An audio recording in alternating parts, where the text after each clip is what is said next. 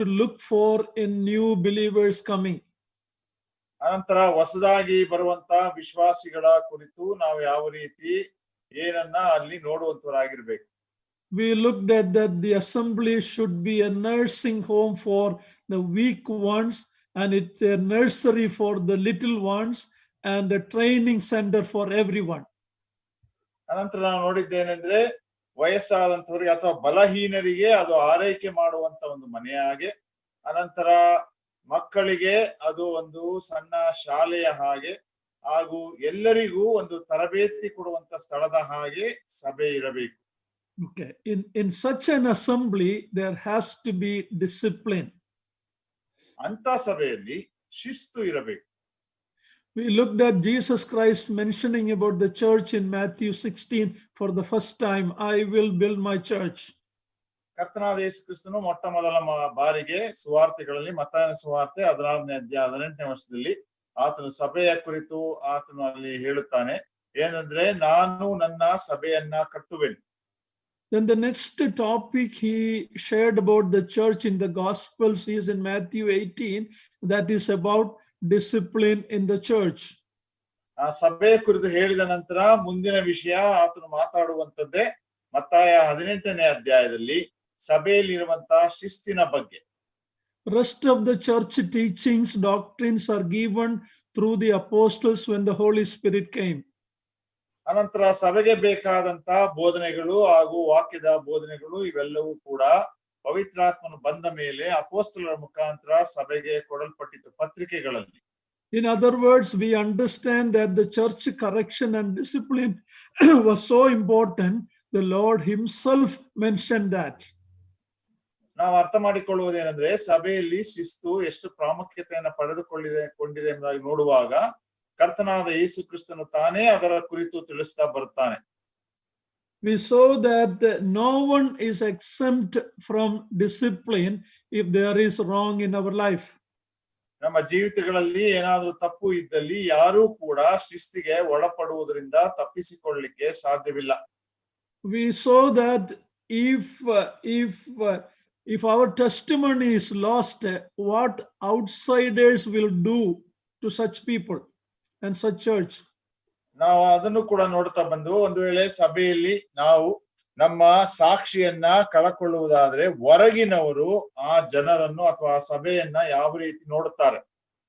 And we also looked at what God will do if a church is without discipline.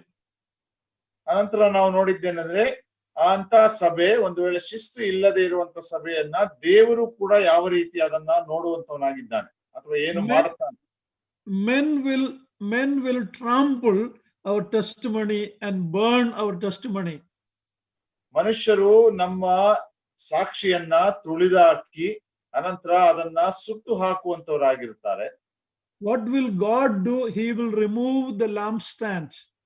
ಆದ್ರೆ ದೇವರು ಏನು ಮಾಡ್ತಾನೆ ಎಂಬುದಾಗಿ ನೋಡುವಾಗ ಸಭೆಯ ಮಧ್ಯದಲ್ಲಿರುವಂತ ದೀಪಸ್ತಂಭವನ್ನ ತೆಗೆದು ಹಾಕುತ್ತಾನೆ. We also looked at it is because of God's love that he disciplines his children. ನಾವು ನೋಡ್ತಾ ಬಂದದ್ದೇನೆಂದ್ರೆ, ದೇವರು ನಮ್ಮ ಮೇಲಿರುವಂತ ಪ್ರೀತಿಯ ನಿಮಿತ್ತ ತನ್ನ ಮಕ್ಕಳನ್ನ ಶಿಸ್ತಿಗೆ ಒಳಪಡಿಸುತ್ತಾನೆ. Secondly, we looked at he wants us to be partakers of his holiness. ಎರಡನೇದಾಗಿ ಆತನು ಶಿಸ್ತಿಗೆ ಒಳಪಡಿಸುವುದಕ್ಕಿರುವಂತ ಕಾರಣವೇನೆಂದ್ರೆ, ನಾವು ಆತನ ಪರಿಶುದ್ಧತೆಯಲ್ಲಿ ಪಾಲುಗಾರಿಕೆಯನ್ನು ಹೊಂದಲಿಕ್ಕಾಗಿ. Thirdly, we saw that the church is the only lighthouse in this dark world. ಮೂರನೇದಾಗಿ ನಾವು ನೋಡಿದ್ದು, ಈ ಒಂದು ಕತ್ತಲೆಯ ಲೋಕದಲ್ಲಿ ಸಭೆ ಮಾತ್ರ ಒಂದು ದೀಪ ಕೊಡುವಂತಹ ಮನೆಯಾಗಿದೆ. In the 2 Thessalonians, we saw what will happen once the church is removed, when the rapture happens. Afterwards, when the light is taken from here, what will happen in this world?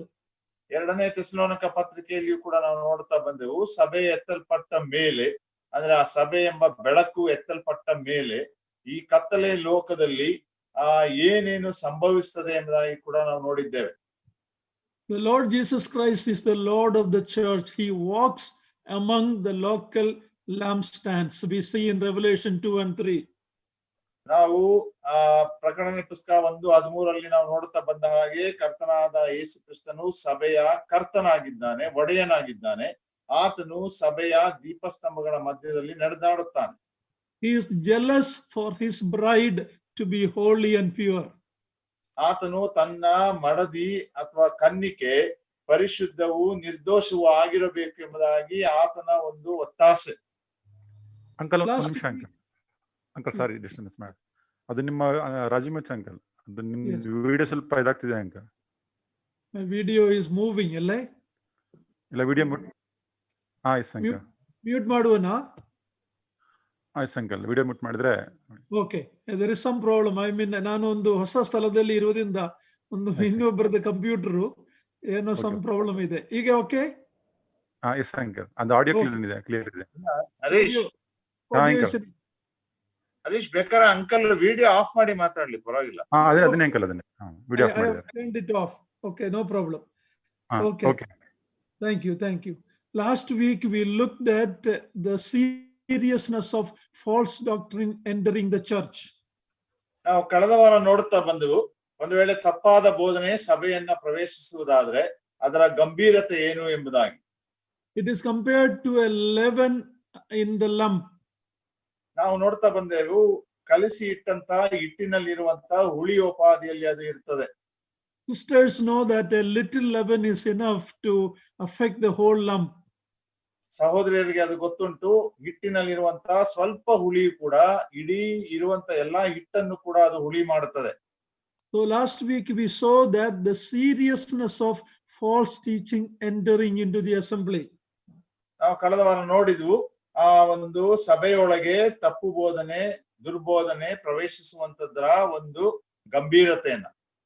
Jude verse 4 says that some people will creep in unawares to the church, and if the elders, the leaders are not aware, later it will do lot of damage. ನಾವು ಯೂದನ ಗ್ರಂಥ 4ನೇ ಅಧ್ಯಾಯದಲ್ಲಿ ನೋಡಿದೆವು, 4ನೇ ವಚನದಲ್ಲಿ ಏನಂದ್ರೆ, ಕೆಲವರು ಸಭೆಯ ಒಳಗೆ ಕಳ್ಳತನದಿಂದ ಹೊಕ್ಕಿದ್ದಾರೆ ಎಂಬುದಾಗಿ. So we saw in Revelation 2 and 3, then two Nicolaitans teaching came slowly, and later it became a doctrine in that church. ಅನಂತರ ನಾವು ನೋಡಿದ್ವು ಈ ದುರ್ಬೋಧನೆಯ ವಿಷಯದಲ್ಲಿ ಎಫೆಸ ಸಭೆಯಲ್ಲಿ 2ನೇ ಅಧ್ಯಾಯ ಪ್ರಕಟಣೆ ಗ್ರಂಥ ನಿಕೋಲಾಯಿತರ ಬೋಧನೆ ಅನ್ನೋದು ಇತ್ತು. ಆದ್ರೆ ಪೆರ್ಗಮ ಸಭೆಗೆ ಬರುವಾಗ ಆ ಬೋಧನೆ ನಿಕೋಲಾಯಿತರದು ಬೋಧನೆಯಾಗಿ ಅಲ್ಲಿ ಬಂತು ಎಂಬುದಾಗಿ ನಾವು ನೋಡುತ್ತೇವೆ. So false teaching is very serious because its damage will affect the whole assembly very seriously. ಆದ್ರಿಂದ ತಪ್ಪಾದ ಬೋಧನೆ ಸಭೆಯಲ್ಲಿ ಇರುವಂತದ್ದು ಬಹಳ ಗಂಭೀರವಾದಂತದ್ದು ಮತ್ತು ತುಂಬಾ ಗಮನ ಕೊಡಬೇಕಾದಂತ ವಿಷಯ. ಯಾಕಂದ್ರೆ ಅದು ಸಂಪೂರ್ಣವಾಗಿ ಇಡೀ ಸಭೆಯನ್ನೇ ಅದು ಹಾಳು ಮಾಡ್ತದೆ. In our brethren assembly, normally we are very careful who takes part in the Lord's Supper. ನಾವು ನಮ್ಮ ಬ್ರದರನ್ ಸಭೆಗಳಲ್ಲಿ ಸಾಮಾನ್ಯವಾಗಿ ಕರ್ತನ ಭೋಜನದಲ್ಲಿ ಪಾಲ್ಗೊಳ್ಳುವಂತರ ವಿಷಯದಲ್ಲಿ ನಾವು ಬಹಳ ಎಚ್ಚರಿಕೆಯಿಂದ ಇರ್ತೇವೆ. I know in some assembly in Kerala, if a person come with a little gold on their ring or finger or something, they will deny the Lord's Supper to such people. I know such assemblies. ನಾನು ಕೇರಳದಲ್ಲಿ ಕೆಲವು ಸಭೆಗಳನ್ನ ಬಲ್ಲೆ, ಅಲ್ಲಿ ಒಂದು ವೇಳೆ ಯಾರಾದ್ರೂ ತಮ್ಮ ಕೈಗೆ ಅಥವಾ ಕುತ್ತಿಗೆಗೆ ಚಿನ್ನದ ಆಭರಣಗಳನ್ನ ಹಾಕಿಕೊಂಡು ಬರುವುದಾದ್ರೆ ಅಂತವರಿಗೆ ಆ ಸಭೆಗಳಲ್ಲಿ ಕರ್ತನ ಭೋಜನದಲ್ಲಿ ಅವರು ಪಾಲುಗಾರಿಕೆ ಕೊಡುವುದಿಲ್ಲ. Or if you dress like unbelievers and come, they will deny you the Lord's Supper. ಒಂದು ವೇಳೆ ನೀವು ಅನ್ಯ ಜನರಂತೆ ನಿಮ್ಮ ಉಡುಗೆ ತೊಡುಗೆಗಳನ್ನ ಹಾಕಿಕೊಂಡು ಬಂದರೂ ಕೂಡ ಅಲ್ಲಿ ಕರ್ತನ ಭೋಜನದಲ್ಲಿ ಪಾಲು ಕೊಡುವುದಿಲ್ಲ. They are very strict about guarding the Lord's Supper. ಆದ್ರಿಂದ ಆ ಸಭೆಗಳವರು ಅಥವಾ ಸಭೆಯವರು ಕರ್ತನ ಭೋಜನವನ್ನ ಸಂರಕ್ಷಿಸುವಂತ ವಿಷಯದಲ್ಲಿ ಅವರು ಬಹಳ ಕಠಿಣವಾಗಿರುತ್ತಾರೆ. But actually, if you come to think about it, you cannot completely guard the Lord's Supper. ಆದರೆ ಅದನ್ನ ಸರಿಯಾದ ರೀತಿಯಲ್ಲಿ ನಾವು ಯೋಚಿಸುವಾಗ ಕರ್ತನ ಭೋಜನವನ್ನ ನಾವು ಪರಿಪೂರ್ಣವಾಗಿ ಸಂರಕ್ಷಿಸಲಿಕ್ಕೆ ಆಗೋಲ್ಲ. It is the Lord's Supper. ಯಾಕಂದ್ರೆ ಅದು ಕರ್ತನ ಭೋಜನವಾಗಿದೆ. Each one is told to examine himself and correct and partake. ಆದ್ರಿಂದ ದೇವರ ವಾಕ್ಯದಲ್ಲಿ ಹೇಳಲ್ಪಡ್ತದೆ ಏನಂದ್ರೆ, ಅದರಲ್ಲಿ ಪಾಲು ಹೊಂದುವಂತವನು ತನ್ನನ್ನೇ ಪರೀಕ್ಷಿಸಿಕೊಂಡಂತವನಾಗಿ ಕ್ರಮಪಡಿಸಿಕೊಂಡು ಅದರಲ್ಲಿ ಪಾಲುಗಾರಿಕೆಯನ್ನು ಹೊಂದಬೇಕು. We don't know the secret sin in other believers' life. ಯಾಕಂದ್ರೆ ಬೇರೆಯವರ ವಿಶ್ವಾಸಗಳ ಒಳಗಡೆ ಇರುವಂತ ಅಡಗಿಕೊಂಡಿರುವಂತ ಪಾಪಗಳ ಕುರಿತು ನಮಗೆ ಗೊತ್ತಿರುವುದಿಲ್ಲ. That is why the Bible's God says each one to examine. ಆದ್ರಿಂದಲೇ ದೇವರ ವಾಕ್ಯ ಹೇಳ್ತದೆ, ಸತ್ಯವೇದದಲ್ಲಿ ಪ್ರತಿಯೊಬ್ಬನು ತನ್ನನ್ನೇ ಪರೀಕ್ಷಿಸಿಕೊಂಡವನಾಗಿ. You can never guard the Lord's Supper 100%. ಆದುದರಿಂದ 100ಕ್ಕೆ 100ರಷ್ಟು ನಾವು ಕರ್ತನ ಭೋಜನವನ್ನ ಆ ರೀತಿ ತಪ್ಪಾದಂತವರಿಂದ ತಪ್ಪಿಸಲಿಕ್ಕೆ ಸಾಧ್ಯವಿಲ್ಲ. When visitors come, new believers come, it is the leader's responsibility to tell what is the Lord's Supper and who should partake in it. ಆದ್ರಿಂದ ಕೆಲವು ಸಂದರ್ಶಕರು ಬರುವಾಗ ಅಥವಾ ಹೊಸದಾಗಿ ಬರುವಾಗ ಸಭಾ ನಾಯಕರ ಒಂದು ಜವಾಬ್ದಾರಿ ಆಗಿದೆ, ಏನಂದ್ರೆ ಕರ್ತನ ಭೋಜನ ಅಂದರೆ ಏನು, ಆ ಕರ್ತನ ಭೋಜನದಲ್ಲಿ ಯಾರು ಪಾಲು ತೆಗೆದುಕೊಳ್ಳಬಹುದು ಎಂಬುದಾಗಿ ತಿಳಿಸಬೇಕು. And if unworthily taken, what consequence will happen? ಆದ್ರಿಂದ ಯಾವ ಯೋಗ್ಯತೆ ಇಲ್ಲದೆ ತೆಗೆದುಕೊಳ್ಳುವುದಾದ್ರೆ ಅವರಿಗೆ ಬರುವಂತ ತೊಂದರೆಗಳು ಏನು ಎಂಬುದಾಗಿ ಕೂಡ ತಿಳಿಸಬೇಕು. But at the end, it is responsibility of each believer. ಆದ್ರೆ ಕಡೆಯದಾಗಿ ನಾವು ಒಟ್ಟು ಕರೆಸಿ ನೋಡುವಾಗ ಅದು ಪ್ರತಿಯೊಬ್ಬ ವಿಶ್ವಾಸಿಯ ವೈಯಕ್ತಿಕ ಜವಾಬ್ದಾರಿಯಾಗಿದೆ. But we should be guarding the pulpit who teaches the word of God in the church. That is more important than trying to guard the Lord's Supper. ಆದ್ರಿಂದ ಇನ್ನೂ ಪ್ರಾಮುಖ್ಯವಾದ ವಿಷಯವೇನೆಂಬುದಾಗಿ ಹೇಳುವಾಗ ನಾವು ಪೀಠದಲ್ಲಿ ನಿಂತು ವಾಕ್ಯ ಬೋಧಿಸುವಂತವರ ವಿಷಯದಲ್ಲಿ ಬಹಳ ಎಚ್ಚರಿಕೆ ವಹಿಸಿ ಅದನ್ನ ನಾವು ಸಂರಕ್ಷಿಸಿಕೊಳ್ಳಬೇಕು. ಕರ್ತನ ಭೋಜನಕ್ಕಿಂತ ಆ ವಿಷಯವು ಬಹಳ ಪ್ರಾಮುಖ್ಯವಾದದ್ದು. Sometimes the person who will publicly talk and bring false teaching, and it will affect confusion, it will affect the whole assembly. So it is the assembly leadership responsibility to know who is teaching the word of God. ಅದರಿಂದ ದೇವರ ವಾಕ್ಯವನ್ನ ಕೊಡುವಂತವರ ವಿಷಯದಲ್ಲಿ ಸಭಾ ನಾಯಕರು ಅವರು ಜವಾಬ್ದಾರಿ ಹೊಂದಿರುತ್ತಾರೆ, ಏನಂದ್ರೆ ಯಾರು ವಾಕ್ಯಗಳನ್ನ ಕೊಡುವಂತವರಾಗಿದ್ದಾರೆ ಎಂಬುದಾಗಿ. ಯಾಕಂದ್ರೆ ಆತರ ವಾಕ್ಯ ಕೊಡುವಾಗ ಯಾವ್ದಾದ್ರೂ ತಪ್ಪಾದ ಬೋಧನೆಗಳು ಬರುವುದಾದ್ರೆ ಅದು ಇಡೀ ಸಭೆಯ ಮೇಲೆ ಪರಿಣಾಮವನ್ನ ಬೀರುವಂತದ್ದಾಗಿರ್ತದೆ. So that is what we looked at last week about disciplining those who are bringing in false teaching. ಅದನ್ನ ನಾವು ಕಳೆದ ವಾರ ಅದನ್ನೇ ನಾವು ನೋಡ್ತಾ ಬಂದದ್ದು, ಏನಂದ್ರೆ ತಪ್ಪಾದ ಬೋಧನೆಯಲ್ಲಿ ತೊಡಗಿಸಿಕೊಂಡಂತವರು ಇದ್ದರೆ ಅವರನ್ನ ನಾವು ಯಾವ ರೀತಿ ಶಿಸ್ತಿನಿಂದ ಕ್ರಮಪಡಿಸಬೇಕು. Today we look at the other areas where discipline is needed in the church. ಇವತ್ತು ನಾವು ಬೇರೆ ಕ್ಷೇತ್ರವನ್ನ ಸಂಗತಿಯನ್ನ ನೋಡುವಂತವರಾಗಿರೋಣ, ಎಲ್ಲಿ ಸಭೆಯಲ್ಲಿ ಶಿಸ್ತು ಮಾಡಬೇಕು ಎಂಬುದಾಗಿರುವಂತ ಎರಡನೇ ವಿಷಯ.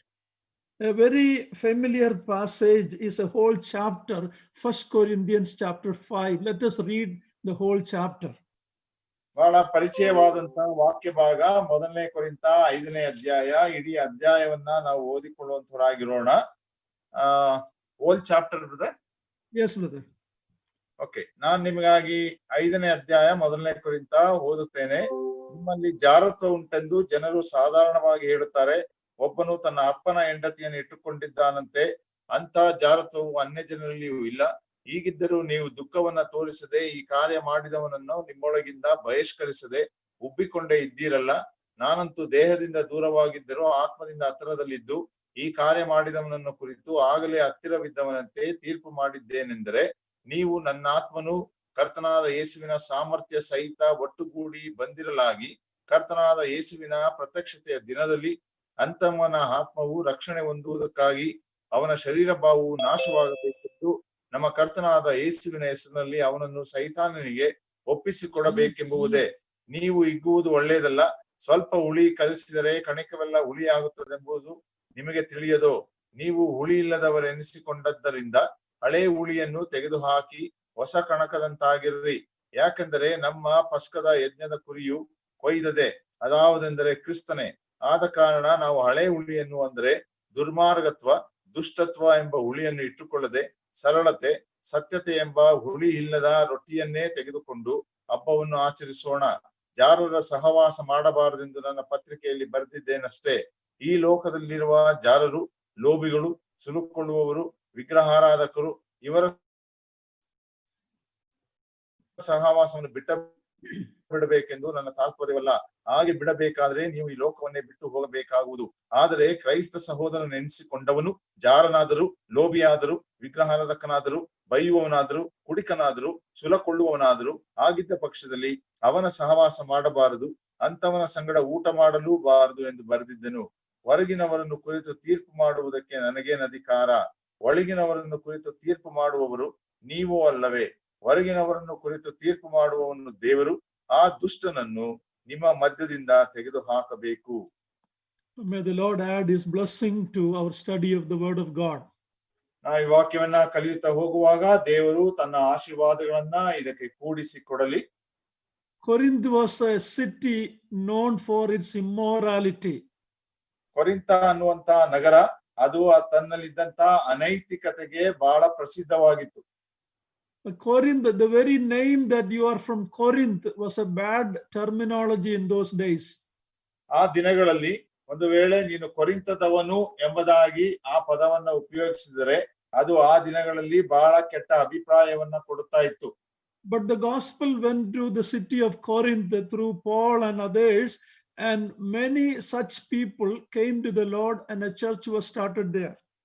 ಆದರೆ ಪೌಲನ ಮುಖಾಂತರ ಮತ್ತು ಇನ್ನಿತರ ಶಿಷ್ಯರ ದೇವರ ಸೇವಕರ ಮುಖಾಂತರ ಕೊರಿಂಥಕ್ಕೆ ದೇವರ ವಾಕ್ಯ ಹೋಗುವಾಗ, ಸುವಾರ್ತೆ ಹೋಗುವಾಗ ಅಲ್ಲಿ ಅನೇಕರು ದೇವರನ್ನ ಕಂಡುಕೊಂಡಂತವರಾಗಿ ಅಲ್ಲಿ ಸಭೆ ಸ್ಥಾಪನೆ ಆಯಿತು ಎಂಬುದಾಗಿ ನೋಡುತ್ತೇವೆ. That is why in 1 Corinthians 6, when he is writing about believers taking a believer to the court, he said about the immoral people and says such will not inherit the kingdom of God. Then he says in verse 11, such were some of you. ನಾವಲ್ಲಿ ನೋಡುತ್ತೇವೆ. ಅದನ್ನ 6ನೇ ಅಧ್ಯಾಯ ಪ್ರಾರಂಭದಲ್ಲಿ ಪೌಲನು ಹೇಳುವಾಗ ವಿಶ್ವಾಸಿಗಳನ್ನ ಅನೀತಿವಂತರಾದಂತ ಮನುಷ್ಯರ ಬಳಿಗೆ ತಮ್ಮ ನ್ಯಾಯ ತೀರಿಸಲಿಕ್ಕಾಗಿ ತೆಗೆದುಕೊಂಡು ಹೋಗುವಂತರಾಗಿದ್ರು. ಆದ್ರೆ ಅನೀತಿವಂತರ ವಿಷಯದಲ್ಲಿ ನೋಡುವಾಗ ಅವರು ಬಹಳ ಅನೈತಿಕತೆಯಲ್ಲಿ ಇದ್ದಂತವರಾಗಿದ್ದವರು.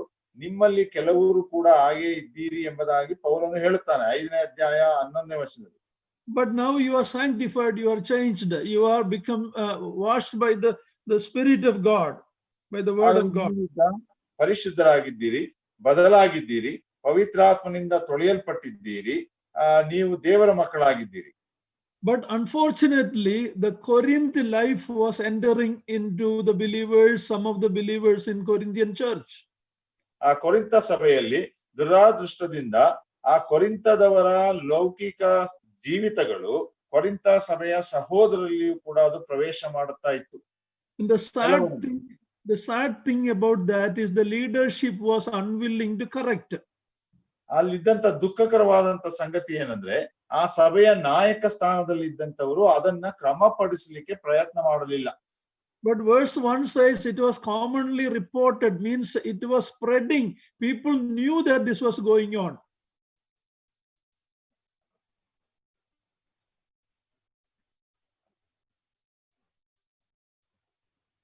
ಆದ್ರೆ ದೇವರ ವಾಕ್ಯ ಹೇಳ್ತದೆ ಹೆಚ್ಚುತ್ತಾ ಹೋಗ್ತಾ ಇತ್ತು, ಎಲ್ಲಾ ಕಡೆ ಹರಡಿಕೊಳ್ತಾ ಇತ್ತು. So people knew that this was a problem, but the leadership was not doing anything. ಜನರಿಗೆ ಗೊತ್ತಿತ್ತು ಅದು ಒಂದು ತೊಂದರೆ ಎಂಬುದಾಗಿ, ಆದ್ರೆ ಸಭಾ ನಾಯಕರುಗಳು ಅದರ ಮೇಲೆ ಯಾವ ಕ್ರಮವನ್ನ ಜರುಗಿಸಲಿಲ್ಲ. So second discipline needed in the church is against immoral life. ಆದ್ರಿಂದ ಸಭೆಯಲ್ಲಿ ಇರಬೇಕಾದಂತ 2ನೇ ಶಿಸ್ತು ನಾವು ಕಲಿಯುವಾಗ ನೋಡುವುದೇನೆಂದ್ರೆ ಅದು ಅನೈತಿಕವಾದ ಜೀವಿತದ ಮೇಲೆ ಇರಬೇಕಾದಂತ ಶಿಸ್ತು ಕ್ರಮ. This is not just one verse, it's a whole chapter talking about it. ಅದು ಒಂದು ವಾಕ್ಯ ಮಾತ್ರ 5ನೇ ಅಧ್ಯಾಯ 1ನೇ ಕೊರಿಂಥದಲ್ಲಿ ಮಾತಾಡ್ತಾ ಇಲ್ಲ, ಇಡೀ ಅಧ್ಯಾಯ ಅದರ ಕುರಿತು ನಮಗೆ ತಿಳಿಸ್ತಾ ಇದೆ ಪ್ರಿಯರೇ. It is not just Paul's opinion, he is taking from what the Lord has spoken in Matthew 18. ಇದು ಪೌಲನ ಅಭಿಪ್ರಾಯವಲ್ಲ, ಆದ್ರೆ ಕರ್ತನಾದ ಯೇಸು ಕ್ರಿಸ್ತನು ಅದರ ಕುರಿತು ಮತ್ತಾಯನ ಸುವಾರ್ತೆ 18ನೇ ಅಧ್ಯಾಯದಲ್ಲಿ ಮಾತಾಡಿದ್ದಾನೆ. So that is why he says in verse 4, in the name of our Lord Jesus Christ, when you are gathered together and my spirit with the power of our Lord Jesus Christ. ಆದ್ರಿಂದ 4ನೇ ವಚನದಲ್ಲಿ ಆತನು ಹೇಳ್ತಾನೆ, ನೀವು ನನ್ನ ಆತ್ಮನು ಕರ್ತನಾದ ಯೇಸುವಿನ ಸಾಮರ್ಥ್ಯ ಸಹಿತ ಒಟ್ಟಾಗಿ ಬಂದಿರಲಾಗಿ ಕರ್ತನಾದ ಯೇಸುವಿನ ಪ್ರತ್ಯಕ್ಷತೆ ದಿನದಲ್ಲಿ. So he is appealing to the power, authority of the Lord Jesus Christ and writing this. ಆದ್ರಿಂದ ಈ ವಾಕ್ಯ ಭಾಗವನ್ನ ಬರೆಯುವಾಗ ಪೌಲನು ಅದನ್ನು ಕರ್ತನಾದ ಯೇಸು ಕ್ರಿಸ್ತನ ಸಾಮರ್ಥ್ಯಕ್ಕೂ ಆತ್ಮನ ಸಾಮರ್ಥ್ಯಕ್ಕೂ ಒಪ್ಪಿಸಿಕೊಟ್ಟಂತವನಾಗಿ ಬರೆಯುತ್ತಾ ಇದ್ದಾನೆ. In other words, he is writing as the Lord is writing. ಅದನ್ನು ಇನ್ನೊಂದು ರೀತಿಯಲ್ಲಿ ನೋಡುವುದಾದ್ರೆ ಕರ್ತನಾದ ಯೇಸು ಕ್ರಿಸ್ತನು ತಾನೇ ಬರೆಯುವ ಹಾಗೆ ಪೌಲನು ಅದನ್ನ ಬರೆಯುತ್ತಾ ಇದ್ದಾನೆ. What was the immoral life in Corinthian church? ಆ ಕೊರಿಂಥ ಸಭೆಯಲ್ಲಿ ಇದ್ದಂತ ಅನೈತಿಕವಾದಂತ ಜೀವಿತ ಏನಾಗಿತ್ತು? Here is a believer who was keeping his father's wife, that is his stepmother, and we can read in Leviticus 18 that such is a grievous sin and they are worthy to death. ನಾವು ಇಲ್ಲಿ ನೋಡುತ್ತೇವೆ 5ನೇ ಅಧ್ಯಾಯ 1ನೇ ವಚನದಲ್ಲಿ ಪೌಲನು ಬರೀತಾನೆ, ಇಲ್ಲಿ ಒಬ್ಬ ಮನುಷ್ಯನು ತನ್ನ ಅಪ್ಪನ ಹೆಂಡತಿಯನ್ನೇ ಇಟ್ಟುಕೊಂಡಿದ್ದಾನಂತೆ. ಅಂತ ಜಾರತ್ವವು ನಾವು ಯಾಜಕಾಂಡ 18ನೇ ಅಧ್ಯಾಯದಲ್ಲಿ ಓದುವ ಹಾಗೆ ಅಂತ ಪಾಪವು ಅದು ಒಂದು ಬಹಳ ಕಟುವಾದಂತ ಒಂದು ಪಾಪ. ಅದಕ್ಕೆ ಇರುವಂತ ಪರಿಹಾರ ಏನು ಎಂಬುದಾಗಿ ಹೇಳುವುದಾದ್ರೆ ಮರಣದಂಡನೆ. But even knowing that the assembly leaders here are not doing anything, ಅದು ಆ ಸಭೆಯ ನಾಯಕರುಗಳಿಗೆ ಗೊತ್ತಿದ್ದರೂ ಕೂಡ ಅವರು ಆ ವಿಷಯದಲ್ಲಿ ಏನೂ ಮಾತಾಡುತ್ತಿರಲಿಲ್ಲ. then he is asking him, don't you know that the little leaven, purge out, that leaven will leaven the whole lump, don't you know? ಆದ್ರಿಂದ ಅವರಿಗೆ ಪ್ರಶ್ನೆ ಮಾಡ್ತಾನೆ ಪೌಲನು, ಏನಂದ್ರೆ ಸ್ವಲ್ಪ ಹುಳಿ ಕಳಿಸಿದ್ರೆ ಕಣಿಕವೆಲ್ಲ ಹುಳಿಯಾಗುತ್ತದೆ ಎಂಬುದು ನಿಮಗೆ ಗೊತ್ತಿಲ್ಲವೋ? So it should be understood by the believers, the influence of whether false doctrine or immoral life, it has a spreading effect. ಅದನ್ನ ವಿಶ್ವಾಸಿಗಳು ಅರ್ಥ ಮಾಡಿಕೊಳ್ಳಬೇಕು. ಏನಂದ್ರೆ ಈ ತರವಾದಂತ ಅನೈತಿಕವಾದಂತ ಜೀವಿತದ ಪರಿಣಾಮಗಳು ಅದು ಹರಡುವಂತದ್ದಾಗಿರ್ತದೆ ಮತ್ತು ಎಲ್ಲರನ್ನ ನಾಶ ಮಾಡುವಂತದ್ದಾಗಿರ್ತದೆ.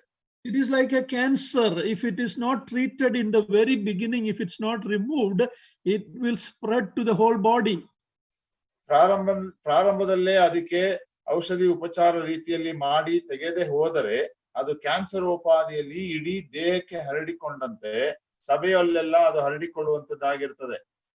Twice the word leaven is used. In Galatians 5:9, when leaven is used, it is about false teaching. ಅಲ್ಲಿ ಪೌಲನು ಗಲಾತ್ಯ 5ನೇ ಅಧ್ಯಾಯ 11ನೇ ವರ್ಷದಲ್ಲಿ 2 ಸಲ ಹುಳಿ ಹಿಟ್ಟಿನ ಬಗ್ಗೆ ಆತನು ಮಾತಾಡುವಂತವನಾಗಿದ್ದಾನೆ, ಬರೆಯುವಂತವನಾಗಿದ್ದಾನೆ. ಅದು ಆತನು ಬರೆಯುವುದೇನೆಂದ್ರೆ ದುರ್ಬೋಧನೆ ಅಥವಾ ತಪ್ಪಾದನ ಬೋಧನೆಯ ಕುರಿತೆ. So false teaching, verse 9, 5:9, false teaching is like leaven. 5ನೇ ಅಧ್ಯಾಯ ಗಲಾತ್ಯ 9ನೇ ವಚನ. ಆದ್ರಿಂದ ತಪ್ಪು ಬೋಧನೆಯು ದುರ್ಬೋಧನೆಯು ಹುಳಿ ಇದ್ದಂತೆ. Yeah, there was legalism, and that the Gentile believers should be circumcised, should follow the Moses commandments. All that was the false teaching in Galatian churches. ಅಲ್ಲಿ ಗಲಾತ್ಯ ಸಭೆಯಲ್ಲಿ ಇದ್ದಂತ ದುರ್ಬೋಧನೆ ತಪ್ಪು ಬೋಧನೆ ಏನೆಂಬುದಾಗಿ ನೋಡುವಾಗ ಅನ್ಯ ಜನಾಂಗದಿಂದ ಬಂದಂತ ವಿಶ್ವಾಸಿಗಳು ಅವರು ನ್ಯಾಯಬದ್ಧವಾಗಿ ಸುನ್ನತಿಯನ್ನ ಮಾಡಿಸಿಕೊಳ್ಳುವಂತವರಾಗಿರ್ಬೇಕು. ಈ ತರವಾದಂತ ಕೆಲವು ತಪ್ಪು ಬೋಧನೆಗಳನ್ನ ಅವರ ಮಧ್ಯದಲ್ಲಿ ಅವರು ಮಾಡುತ್ತಾ ಇದ್ರು. So that is called the leaven that could spread. ನೋಡ್ರಿ, ಆ ತಪ್ಪು ಬೋಧನೆಯನ್ನ ಪೌಲನು ಹೇಗೆ ವರ್ಣಿಸ್ತಾನೆ ಎಂಬುದಾಗಿ ಹೇಳುವಾಗ ಅದು ಹರಡಿಕೊಳ್ಳುವ ಹುಳಿ ಹಿಟ್ಟಿನ ಉಪಾದಿಯಲ್ಲಿದೆ ಎಂಬುದಾಗಿ. But in 1 Corinthians 5, again the word leaven is used, but that is against immorality in the church. ಇಲ್ಲಿ ನಾವು ನೋಡುವಾಗ ಇಲ್ಲಿ ಮತ್ತೆ 5ನೇ ವರ್ಷದಲ್ಲಿ ಆ ಹುಳಿ ಹಿಟ್ಟಿನ ಬಗ್ಗೆ ಪ್ರಸ್ತಾಪ ಮಾಡಲ್ಪಟ್ಟಿದೆ.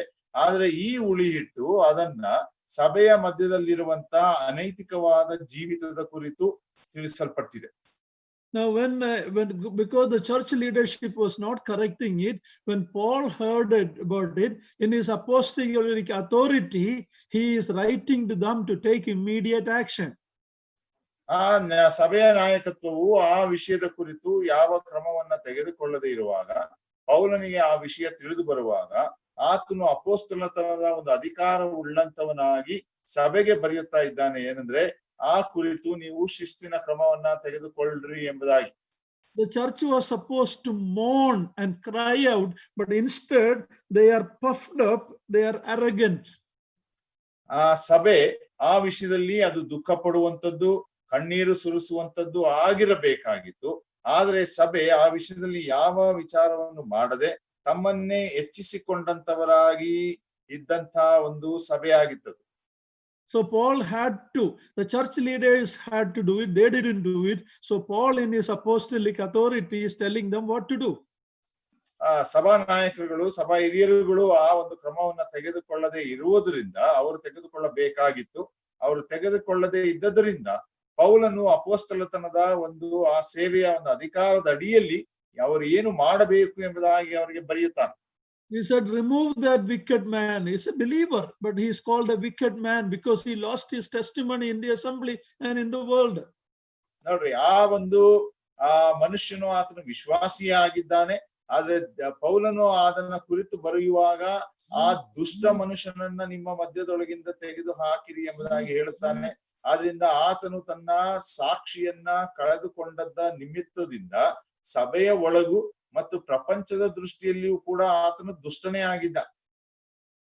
Verse 9 and 10, 11, he makes a distinction between the people of the world and the people of the church. ಮೊದಲನೇ ಕೊರಿಂಥ 5ನೇ ಅಧ್ಯಾಯ 9 ಮತ್ತು 10, 11ನೇ ವರ್ಷ ನಾವು ನೋಡುವಂತರಾಗಿದ್ದೇವೆ.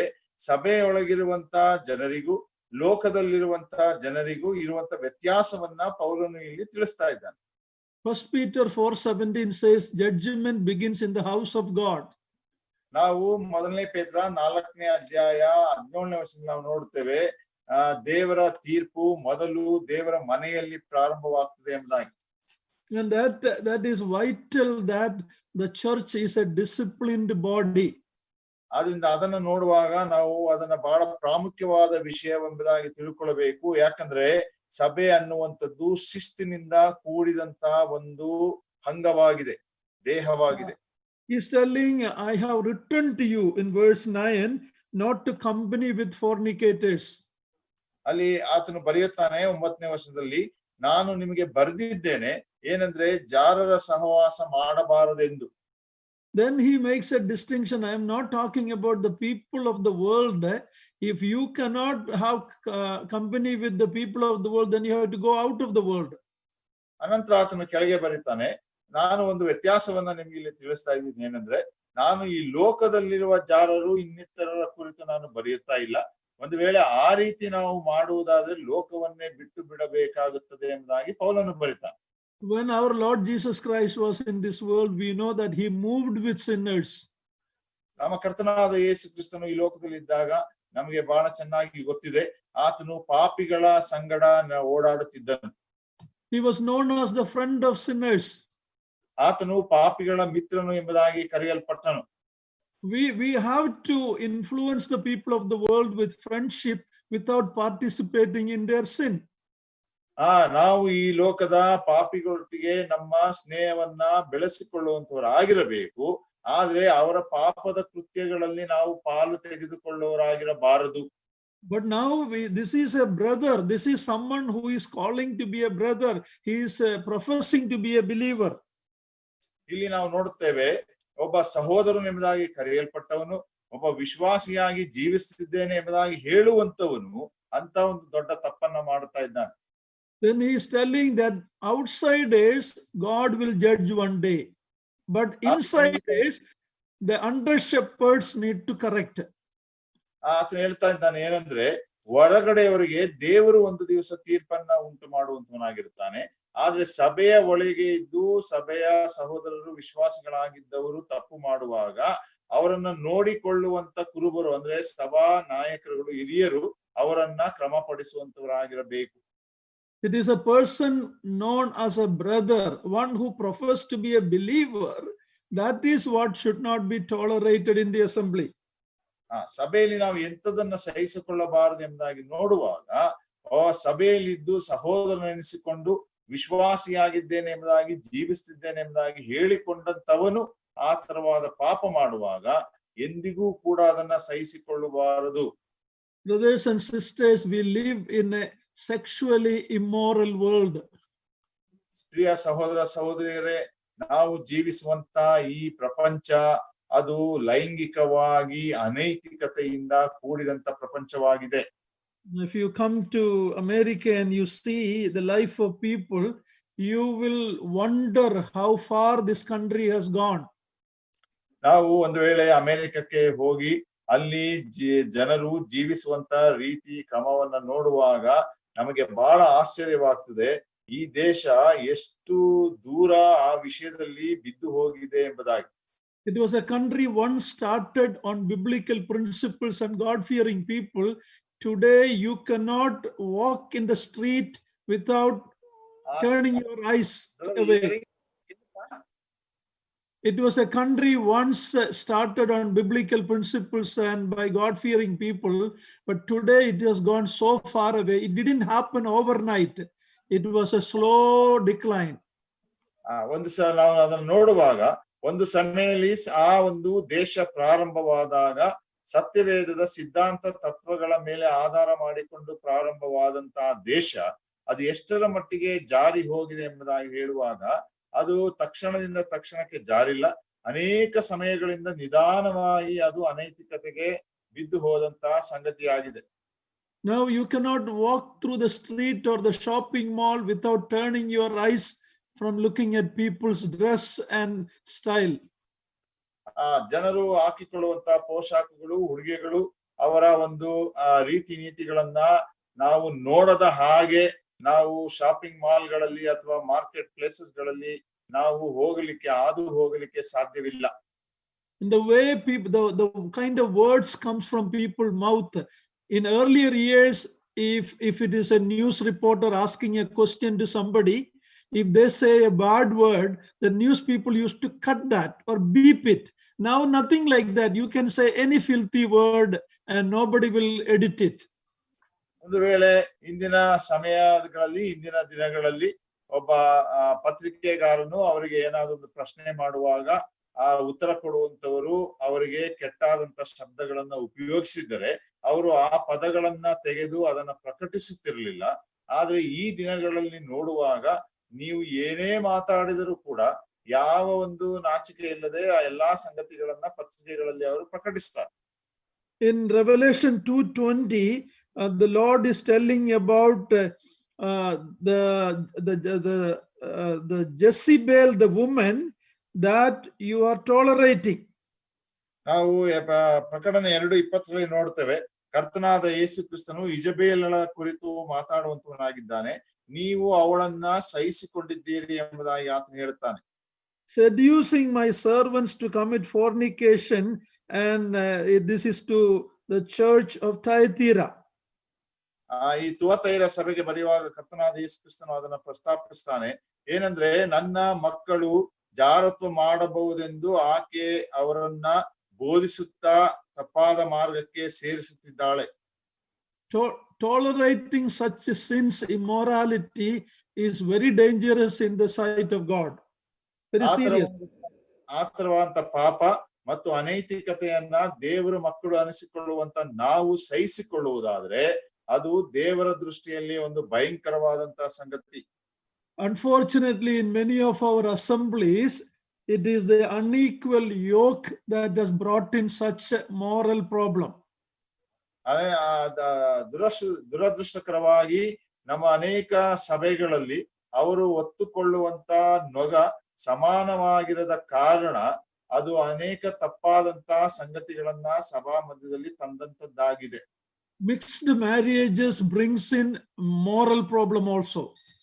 ಬೆರಕೆಯಾದಂತ ಮದುವೆ, ಅವಿಶ್ವಾಸಿಗಳನ್ನ ಮದುವೆ ಮಾಡಿಕೊಳ್ಳುವಂತದ್ದು, ಅದು ಕೂಡ ನೈತಿಕ ತೊಂದರೆಗಳನ್ನ ಸಭಾ ಮಧ್ಯದಲ್ಲಿ ತರ್ತದೆ. In Nehemiah chapter 13, you don't need to turn there now. We can see when we read how seriously Nehemiah took mixed marriages. ನಾವು ನೆಹೆಮ್ಯನ ಗ್ರಂಥ 13ನೇ ಅಧ್ಯಾಯದಲ್ಲಿ ಕೂಡ ನೋಡುತ್ತೇವೆ, ಆ ಯಹೂದ್ಯರು ಬೇರೆ ಜನಾಂಗದವರನ್ನ ಮದುವೆ ಮಾಡಿಕೊಂಡಂತ ವಿಷಯವನ್ನ ನೋಡುವಾಗ ಆ ಬೆರಕೆ ಮದುವೆಯನ್ನ ನೆಹೆಮ್ಯನು ಬಹಳ ಗಂಭೀರವಾಗಿ ಪರಿಣಮಿಸಿ ಅವರಲ್ಲಿ ಆತನು ಕಾರ್ಯ ಮಾಡುತ್ತಾನೆ. So immoral sin is very serious. It can affect the damage the testimony of the church.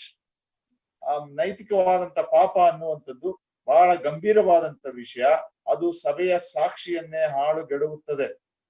If you marry a person who is really not born again, maybe a Christian by name from a different denomination, but they don't have a salvation experience, they will be worldly and morality, all that can creep in. You give a little time, later you will see the reality.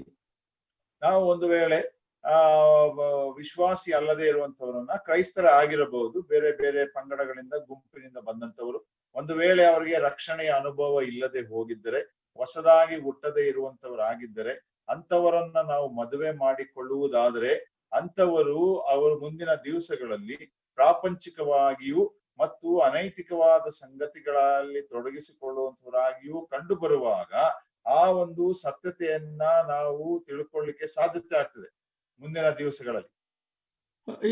You may think you can give them opportunity to sing, to do lot of ministry in the church, you give them, but eventually the real color will come out. ಆದ್ರೆ ನಾವು ನಮ್ಮ ಸಭೆಯಲ್ಲಿ ಅವರು ಇರುವಾಗ ಅವ್ರಿಗೆ ಅನೇಕ ಅವಕಾಶಗಳನ್ನ ನಾವು ಕೊಡಬಹುದು, ವಾಕ್ಯಗಳನ್ನ ಅಥವಾ ಕ್ವಿಜ್ಗಳಲ್ಲಿ ಅಥವಾ ಹಾಡುಗಳನ್ನ ಹಾಡುವುದರಲ್ಲಿ ಅನೇಕ ಸಂಗತಿಗಳಲ್ಲಿ. ಆದ್ರೆ ದಿನಗಳು ಕಳೆಯುತ್ತಾ ಹೋಗುವಾಗ ಒಂದು ದಿವಸ ಅವರ ಸರಿಯಾದ ಬಣ್ಣ ಅದು ನಮಗೆ ಗೊತ್ತಾಗುವಂತದ್ದಾಗಿರ್ತದೆ. So here there is a very serious warning about the correction discipline needed for immorality in the church. ಆದ್ರಿಂದ ಸಭೆಯೊಳಗಿರುವಂತಹ ಅನೈತಿಕವಾದಂತಹ ಸಂಗತಿಗಳಿಗೆ ಗಂಭೀರವಾದಂತಹ ರೀತಿಯಲ್ಲಿ ಎಚ್ಚರಿಸುವಂತದ್ದು ಮತ್ತು ಅದರ ಕುರಿತು ತೆಗೆದುಕೊಳ್ಳಬೇಕಾದಂತಹ ಶಿಸ್ತಿನ ಕ್ರಮವನ್ನ ತೆಗೆದುಕೊಳ್ಳುವಂತ ವಿಷಯದಲ್ಲಿ ಪೌಲನು ಇಲ್ಲಿ ಬರೆಯುತ್ತಾ ಹೋಗುತ್ತಾನೆ. Who should discipline such believers? ಅಂತ ವಿಶ್ವಾಸಿಗಳನ್ನ ಯಾರು ಶಿಸ್ತಿಗೆ ಒಳಪಡಿಸಬೇಕು? Galatians 6:1 says those who are spiritual should correct it, and also they should be careful about their own testimony. ನಾವು ಗಲಾತ್ಯ ಪತ್ರಿಕೆ 6ನೇ ಅಧ್ಯಾಯ 1ನೇ ವರ್ಷದಲ್ಲಿ ನಾವು ನೋಡುವಂತವರಾಗಿದ್ದೇವೆ. ಆತ್ಮಿಕತೆ ಉಳ್ಳಂತವರು ಅಥವಾ ಆತ್ಮನಿಂದ ನಡೆಸಿಕೊಳ್ಳುವವರು ಅವರನ್ನ ಶಾಂತ ಭಾವದಿಂದ ತಿದ್ದಬೇಕು. ಆದ್ರೆ ಆ ತಿದ್ದುವಂತ ಮೊದಲು ನಮ್ಮ ಸಾಕ್ಷಿ ಯಾವ ರೀತಿ ಇದೆ ಎಂಬುದಾಗಿ ಎಚ್ಚರ ವಹಿಸಬೇಕು. So only spiritually matured believers in the mind of Christ very carefully has to correct. ಆತ್ಮಿಕವಾಗಿ ಪರಿಪಕ್ವತೆಯನ್ನ ಹೊಂದಿದಂತವರು ಕರ್ತನಾದ ಯೇಸು ಕ್ರಿಸ್ತನ ಮನಸ್ಸನ್ನ ಉಳ್ಳಂತವರಾಗಿ ಬಹಳ ಎಚ್ಚರಿಕೆಯಿಂದ ಆ ತಿದ್ದುವಿಕೆಯನ್ನ ಮಾಡುವಂತವರಾಗಿರ್ಬೇಕು. Three different things we should look out when we correct believers. ಆ ರೀತಿ ವಿಶ್ವಾಸಿಗಳನ್ನ ನಾವು ಕ್ರಮಪಡಿಸುವಾಗ 3 ಪ್ರತ್ಯೇಕ ವಿಷಯಗಳನ್ನ ನಾವು ತಿಳ್ಕೊಳ್ಳಬೇಕು. First, the sin should be a significant sin. ಮೊದಲನೇದು, ಅವರು ಮಾಡಿದಂತ ಪಾಪ ಅದು ಎಲ್ಲರ ಗಮನಕ್ಕೆ ಅಥವಾ ನಮ್ಗೆ ತಿಳ್ಕೊಂಡಂತದ್ದಾಗಿರಬೇಕು. ಒಂದು ಗಂಭೀರವಾದ ಪಾಪವಾಗಿರಬೇಕು. ಗಂಭೀರವಾದ ಪಾಪವಾಗಿರಬೇಕು. Because little things, small things, if we start disciplining, then there will not be anybody in the church. We are all imperfect people. ನಾವೆಲ್ಲರೂ ಸಂಪೂರ್ಣರಲ್ಲದೆ ಇರುವುದರಿಂದ ಸಣ್ಣ ಸಣ್ಣ ಸಂಗತಿಗಳಿಗೂ ನಾವು ಶಿಸ್ತನ್ನ ಮಾಡುತ್ತಾ ಹೋಗುವುದಾದ್ರೆ ಸಭೆಯಲ್ಲಿ ಕಡೆಯದಾಗಿ ಯಾರು ಉಳ್ಕೊಳ್ಳುವುದಿಲ್ಲ. Those kind of things should come out through the teaching of the word of God in a regular basis. ಅದನ್ನ ನಾವು ದಿನನಿತ್ಯ ಕ್ರಮವಾಗಿ ದೇವರ ವಾಕ್ಯವನ್ನ ಕಲಿಸಿಕೊಡುವಾಗ ಆ ಸಣ್ಣ ಸಣ್ಣ ತಪ್ಪುಗಳನ್ನ ಅವರು ಸರಿಪಡಿಸಿಕೊಳ್ಳಬೇಕು.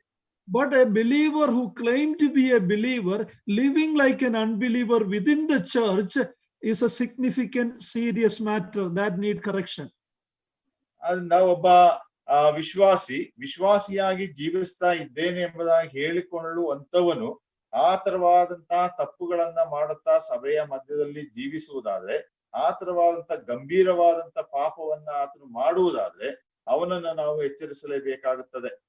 Secondly, not only it is a serious sin, but it is an outward sin. It is revealed, it is known to others. ಅದು ಮೊದಲನೇದಾಗಿ ನಾವು ನೋಡ್ತಾ ಬಂದ ಹಾಗೆ ಗಂಭೀರವಾದ ಪಾಪ ಮಾತ್ರವಲ್ಲ, ಅದು ಹೊರಗಡೆ ತೋರುವಂತ ಪಾಪ, ಅಂದ್ರೆ ಬೇರೆಯವರಿಗೂ ಕೂಡ ಆ ಪಾಪದ ಕುರಿತು ತಿಳುವಳಿಕೆ ಆಗಿರಬೇಕು. And in Corinthian church it was reported among believers that such thing is happening. ನಾವು ಮೊದಲನೇ ಕೊರಿಂಥ 5ನೇ ಅಧ್ಯಾಯ ನೋಡ್ತಾ ಬಂದ ಹಾಗೆ ಆ ಕೊರಿಂಥ ಸಭೆಯಲ್ಲಿ ವಿಶ್ವಾಸಿಗಳ ಮಧ್ಯದಲ್ಲಿ ಆ ರೀತಿ ನಡೆಯುತ್ತಾ ಇದೆ ಎಂಬುದಾಗಿ ಅವರು ತಿಳುವಳಿಕೆ ಕೊಟ್ಟಿದ್ದರು. If the church believers know this is happening and the leaders are neglecting it, you are in big trouble. ಒಂದು ವೇಳೆ ಸಭೆಯ ವಿಶ್ವಾಸಿಗಳಿಗೆ ಗೊತ್ತುಂಟು ಇಂಥವರಲ್ಲಿ ಅಂತವರಲ್ಲಿ ಏನೋ ಒಂದು ಪಾಪ ನಡೆಯುತ್ತಾ ಇದೆ ಎಂಬುದಾಗಿ, ಅದು ಗೊತ್ತಿದ್ದಾಗಿಯೂ ಸಭೆಯ ನಾಯಕರು ಆ ವಿಷಯದಲ್ಲಿ ಯಾವ ಎಚ್ಚರಿಕೆಯನ್ನ ಶಿಸ್ತನ್ನ ಮಾಡದೆ ಹೋದರೆ ನಾವು ಒಂದು ದೊಡ್ಡ ತೊಂದರೆಯಲ್ಲಿ ಸಿಕ್ಕಿ ಹಾಕಿಕೊಳ್ಳುವಂತರಾಗಿರ್ತೇವೆ. Thirdly, it should be for unrepentant sin. ಮೂರನೇದಾಗಿ ನಾವು ನೋಡುವಾಗ ಅದು ನಾವು ಶಿಸ್ತಿಗೆ ಒಳಪಡಿಸುವಂತದ್ದು ಪಶ್ಚಾತ್ತಾಪ ಪಡದಂತ ಪಾಪಗಳಿಗೆ. Any person can fall into a sin. ಯಾವುದೇ ಮನುಷ್ಯನು ಕೂಡ ಪಾಪದಲ್ಲಿ ಬೀಳಬಹುದು. But if he is, when he is confronted, if he is not repenting and continuing in that sin, that is the sin that need public correction.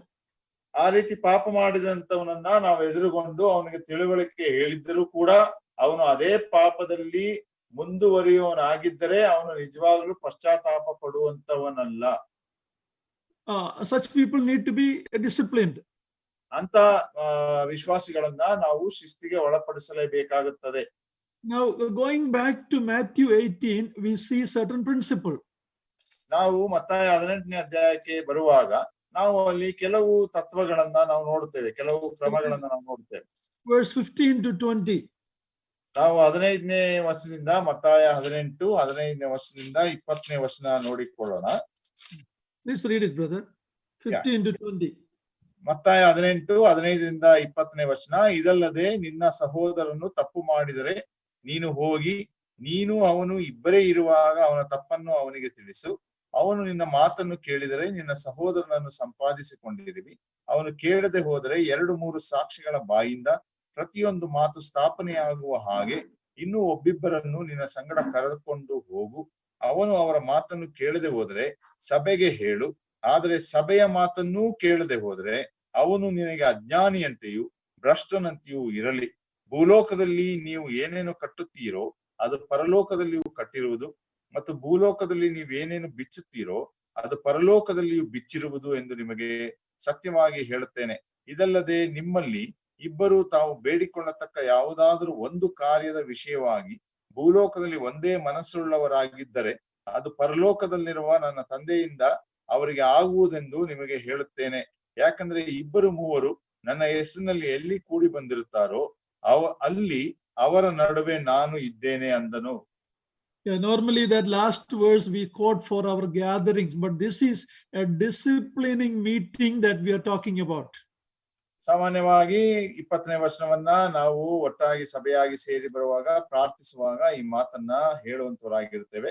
ಆದ್ರೆ ಈ ಭಾಗ ನಿಜವಾಗಿ ನೋಡುವಾಗ ಸಭೆ ಶಿಸ್ತು ಪಡಿಸಲಿಕ್ಕಾಗಿ ಒಟ್ಟಾಗಿ ಸೇರಿ ಬರುವಂತವರ ಮಧ್ಯದಲ್ಲಿ ಯೇಸು ಕ್ರಿಸ್ತನು ಎಂಬುವಂತ ಅರ್ಥ. What all meetings are the assembly meeting? ಯಾವ ಕೂಟಗಳು ಸಭಾ ಕೂಟಗಳಾಗಿರ್ತದೆ. Worship meeting, remembrance meeting,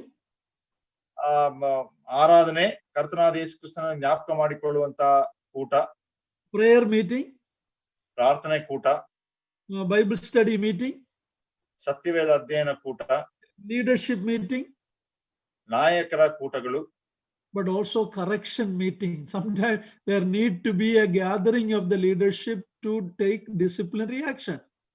ಅನಂತರ ನಾವು ಕ್ರಮಪಡಿಸುವುದಕ್ಕಾಗಿ ನಾಯಕರು ಒಟ್ಟಾಗಿ ಸೇರಿ ಬಂದು ಒಂದು ಕೂಟವನ್ನ ನಡೆಸಿ ಯಾವ ರೀತಿ ಕ್ರಮವನ್ನ ತೆಗೆದುಕೊಳ್ಳಬೇಕು ಎಂದು ತೀರ್ಮಾನಿಸುವಂತ ಅಂತ ಕೂಟವು ಕೂಡ ಸಭಾ ಕೂಟವೇ. So based on what the Lord Jesus Christ said in Matthew 18, let us look at a few important aspects of this discipline.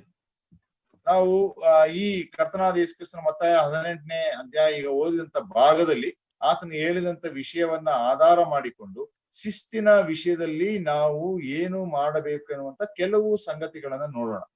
First of all, the main goal of discipline is to gain the brother, not to lose him.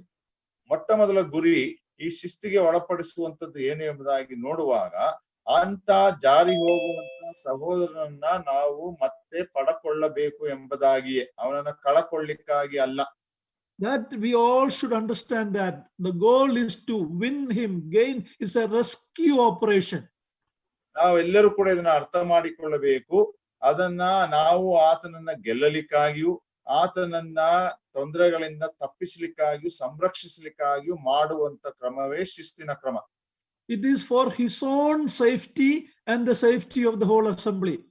ಅದು ಆತನ ಸ್ವಂತ ಸುರಕ್ಷತೆಗಾಗಿಯೂ ಮತ್ತು ಇಡೀ ಸಭೆ ಸುರಕ್ಷಿತವಾಗಿರ್ಲಿಕ್ಕಾಗಿ ಇರುವಂತ ಸಂಗತಿ. And it should be done slowly and gently in the beginning, as we read in this passage we read. ನಾವು ಈ ವಾಕ್ಯ ಭಾಗದಲ್ಲಿ ನೋಡಿದ ಹಾಗೆ ಅದನ್ನು ನಿಧಾನವಾಗಿ ಮತ್ತು ಬಹಳ ಮೃದುವಾಗಿ ಆ ಕಾರ್ಯವನ್ನ ಮಾಡುವಂತವರಾಗಿರಬೇಕು. Actually, when you study about discipline, the first discipline should be self-discipline. I myself judge myself. ನಾವು ಈ ಶಿಸ್ತನ್ನ ಕುರಿತು ಕಲಿಯುವಾಗ ಮೊಟ್ಟ ಮೊದಲ ಶಿಸ್ತು ಏನು ಎಂಬುದಾಗಿ ನೋಡುವುದಾದ್ರೆ ನಾವು ನಮ್ಮನ್ನೇ ಮೊದಲು ಶಿಸ್ತಿಗೆ ಒಳಪಡಿಸಿಕೊಳ್ಳಬೇಕು. See, before anybody judge me, I should judge myself. We can read that in 1 Corinthians 11:31 in connection with the Lord's Supper, but that is applicable in every area of my life. Okay, ನಾವು ಅದನ್ನು ನೋಡೋದೇನೆಂದ್ರೆ 1 ಕೊರಿಂಥ 11:30 ಕರ್ತನ ಭೋಜನ ಕುರಿತ ವಿಷಯದಲ್ಲಿ ಶಿಸ್ತಿನ ಬಗ್ಗೆ ಬರೆಯಲ್ಪಟ್ಟಂತೆ ಬೇರೆಯವರು ನಮ್ಮನ್ನ ಶಿಸ್ತಿಗೆ ಅಥವಾ ತೀರ್ಪು ಮಾಡಲಿಕ್ಕೆ ಮೊದಲೇ ನಾವು ಅದರಿಂದ ತಪ್ಪಿಸಿಕೊಳ್ಳಲಿಕ್ಕೆ ನಮ್ಮನ್ನೇ ನಾವು ಶಿಸ್ತಿಗೆ ಒಳಪಡಿಸಿಕೊಳ್ಳಬೇಕು. Brothers and sisters, that is the best thing for you and I to do. Each day examine our life and see what I myself need to judge in my life. ಅದರಿಂದ ಪ್ರಿಯ ಸಹೋದರ ಸಹೋದರಿಯರೇ, ಪ್ರತಿದಿನ ನಾನು ನೀವು ಆ ವಿಷಯದಲ್ಲಿ ನಮ್ಮನ್ನೇ ನಾವು ಪರೀಕ್ಷಿಸಿಕೊಂಡಂತವರಾಗಿ ತೀರ್ಪಿಗೆ ಒಳಪಡದಂತೆ ನಾವು ಏನು ತಪ್ಪು ಮಾಡಿದ್ದೇವೆ ಎಂಬುದಾಗಿ ತಿಳ್ಕೊಂಡು ಸರಿಪಡಿಸಿಕೊಳ್ಳಬೇಕು. So even if my brother and sister is not telling me, I have the Holy Spirit living in me who will tell me that what I did is wrong. ಒಂದು ವೇಳೆ ನಮ್ಮ ಸಹೋದರ ಸಹೋದರಿಯರು ನಮ್ಮ ತಪ್ಪುಗಳನ್ನು ಹೇಳದೆ ಹೋದಾಗ್ಯೂ ಕೂಡ ನನ್ನೊಳಗೆ ನೆಲೆಗೊಂಡಿರುವಂತ ಪವಿತ್ರಾತ್ಮನು ನಾನು ಯಾವ ವಿಷಯದಲ್ಲಿ ತಪ್ಪುತ್ತಾ ಇದ್ದೇನೆ ಎಂಬುದಾಗಿ ತಿಳಿಸಿಕೊಡ್ತಾನೆ. So self-discipline is the first aspect of discipline in a believer's life. ಆದ್ರಿಂದ ವಿಶ್ವಾಸಿಗಳ ಜೀವಿತದಲ್ಲಿ ಶಿಸ್ತಿಗೆ ಒಳಪಡಿಸಿಕೊಳ್ಳುವಂತದ್ದು ಮೊಟ್ಟ ಮೊದಲನೆಯ ಶಿಸ್ತು. Secondly, we see it's a mutual disciplining. A brother going to another brother or a sister going to another sister. ನಾವು ಎರಡನೇದಾಗಿ ನೋಡುವಂತ ಶಿಸ್ತು ಏನು ಎಂಬುದಾಗಿ ನೋಡುವಾಗ ಒಬ್ಬರಿಗೊಬ್ಬರು ಶಿಸ್ತಿಗೆ ಒಳಪಡಿಸಿಕೊಳ್ಳುವಂಥದ್ದು. ಅಂದ್ರೆ ಒಬ್ಬ ಸಹೋದರನು ಇನ್ನೊಬ್ಬನ ಸಹೋದರನ ಬಳಿಗೆ ಹೋಗಿ ಮಾತಾಡುವಂಥದ್ದು, ಒಬ್ಬ ಸಹೋದರಿ ಇನ್ನೊಬ್ಬ ಸಹೋದರಿಯ ಬಳಿಗೆ ಹೋಗಿ ಆ ವಿಷಯದಲ್ಲಿ ಮಾತಾಡುವಂಥದ್ದು. Without any chance for gossiping, you have to do it very quietly and gently and to win that brother or sister. ಆ ವಿಷಯವು ಇನ್ನು ಹೆಚ್ಚಾಗಿ ಬೇರೆಯವರ ಬಾಯಿಗಳಿಂದ ಹೊರಗೆ ಹೋಗದ ಹಾಗೆ ನಾವು ನೋಡಿಕೊಳ್ಳುವ ಹಾಗೆ ಅದನ್ನ ನಾವು ಆ ಸಹೋದರ ಸಹೋದರಿಯನ್ನ ಸಂಧಿಸಿ ಒಳ್ಳೆ ಒಂದು ಮೃದುವಾದಂತಹ ರೀತಿಯಲ್ಲಿ ಆ ಶಿಸ್ತನ್ನ ಮಾಡುವಂತವರಾಗಿರಬೇಕು. This can be done by any believer. You don't need to be an elder to go to your brother and sister and show them their fault in a gentle way, in a way to win it. You don't need to be an elder. Every believer can do this, but you have to be careful how you do it. ಈ ತರವಾದ ಶಿಸ್ತನ್ನ ಮಾಡುವಾಗ ಅದನ್ನು ಯಾವುದೇ ಒಬ್ಬ ಸಹೋದರ ಸಹೋದರಿ ಮಾಡಬಹುದು. ಆ ರೀತಿಯಾದಂತಹ ಶಿಸ್ತು ಮಾಡಲಿಕ್ಕೆ ಅಂದ್ರೆ ಒಬ್ರಿಗೊಬ್ರು ಹೇಳಿ ಶಿಸ್ತನ್ನ ಮಾಡಲಿಕ್ಕೆ ಸಭಾ ನಾಯಕರೇ ಆಗಿರಬೇಕು ಎಂಬುದಾಗಿ ಇಲ್ಲ. ಆದ್ರೆ ಆ ರೀತಿ ಶಿಸ್ತನ್ನ ನಾವು ಮಾಡುವಾಗ ಬಹಳ ಎಚ್ಚರಿಕೆಯಿಂದ ಇರುವಂತವರಾಗಿ ಮೃದುವಾಗಿ ವ್ಯವಹರಿಸುವಂತವರಾಗಿ ಅವರೊಡನೆ ಆ ಕಾರ್ಯವನ್ನ ಮಾಡಬೇಕು. After Cain killed Abel, God asked him about his brother. He said, "Am I my brother's keeper?" ಆ ನಂತರ ನಾವು ನೋಡ್ತೇವೆ, ಕಾಯಿನನು ತನ್ನ ತಮ್ಮನಾದ ಏಬೇಲನ ಕೊಂದ ನಂತರ ದೇವರು ಕಾಯಿನನ್ನ ಪ್ರಶ್ನೆ ಮಾಡುವಾಗ ಕಾಯಿನನ್ನು ಹೇಳುವುದೇನೆಂದ್ರೆ, ನಾನು ನನ್ನ ತಮ್ಮನನ್ನ ನೋಡಿಕೊಳ್ಳುವನಾಗಿದ್ದೇನೋ. Yes, we are. We have a responsibility to look after the well-beings of my brothers and sisters individually. ಹೌದು ಪ್ರಿಯರೇ, ನಮಗೆ ಆ ಜವಾಬ್ದಾರಿ ಇದೆ. ಯಾಕಂದ್ರೆ ನಮ್ಮ ಸಹೋದರ ಸಹೋದರಿಯರ ಒಳ್ಳೆ ಒಂದು ಸಂಗತಿಗಳನ್ನ, ಅವರ ಕ್ಷೇಮವನ್ನ, ಯೋಗಕ್ಷೇಮವನ್ನ ನೋಡಿಕೊಳ್ಳುವಂತ ಜವಾಬ್ದಾರಿ ನಮ್ಮ ಮೇಲೆ ಉಂಟು. If the brother or sister realize their fault and they correct it, you gained him. That's what the word of God says. ಒಂದು ವೇಳೆ ಅಂತ ಸಹೋದರ ಸಹೋದರಿ ಅವರಲ್ಲಿರುವಂತ ತಪ್ಪನ್ನ ಗ್ರಹಿಸಿಕೊಂಡಂತವರಾಗಿ ಅವರು ತಮ್ಮನ್ನ ತಿದ್ದಿಕೊಳ್ಳುವುದಾದ್ರೆ ನಾವು ಆ ಸಹೋದರ ಅಥವಾ ಸಹೋದರಿಯನ್ನ ಗೆದ್ದುಕೊಳ್ಳುವಂತವರಾಗಿರುತ್ತೇವೆ. You don't need to tell anybody else. The problem is solved. The brother and sister, they prayed together. The problem is solved. That is what should happen many a times. But unfortunately, we don't do that. We gossip it without going to that brother or sister. ಆ ರೀತಿ ನಾವು ಮಾಡುವುದಾದ್ರೆ ಬೇರೆ ಸಹೋದರಿಯ ವಿಷಯಗಳನ್ನ ತಿಳಿಸದೆ ನಮ್ಮಲ್ಲಿ ಅದನ್ನ ಕ್ರಮಪಡಿಸಿಕೊಂಡಂತವರಾಗಿ ಒಟ್ಟಾಗಿ ಪ್ರಾರ್ಥನೆ ಮಾಡಿ ಸಂತೋಷದಿಂದ ನಾವು ಹೋಗುವಂತವರಾಗಿರ್ಬಹುದು. ಆದ್ರೆ ನಾವು ನೋಡುವಾಗ ನಮ್ಮ ಸಭೆಗಳಲ್ಲಿ ಆ ರೀತಿಯಾದಂತ ಶಿಸ್ತು ಮಾಡುವಂತದ್ದು ನಡೆಯುವುದಿಲ್ಲ. ಯಾಕಂದ್ರೆ ನಾವು ಅಂತವರ ಆ ತಪ್ಪುಗಳನ್ನ ನಾವು ಒಬ್ಬರಿಂದ ಒಬ್ಬರಿಗೆ ಹೇಳುವಂತವರಾಗಿ ತಪ್ಪಾದ ಮಾರ್ಗದಲ್ಲಿ ನಾವು ಹೋಗುವಂತವರಾಗಿರ್ತೇವೆ. How much relief, how much problem solving can happen if one another, iron sharpeneth iron, if one another go and solve it. The church don't need to know it, nobody else need to know that. Between the believers the problem can be solved.